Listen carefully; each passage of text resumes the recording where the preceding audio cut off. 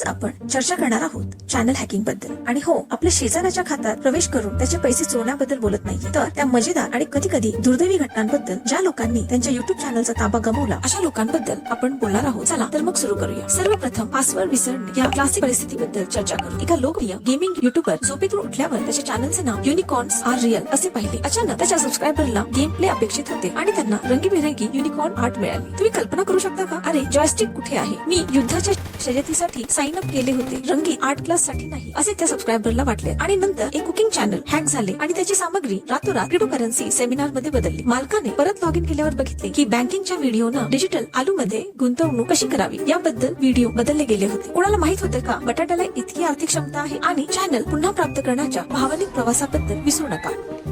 Emotional damage. मित्रांनो, आपल्या खात्यांचे संरक्षण करणे खूप महत्त्वाचे आहे. मजबूत पासवर्ड वापरा, जसे की आय लव्ह पोटॅटोज 2024.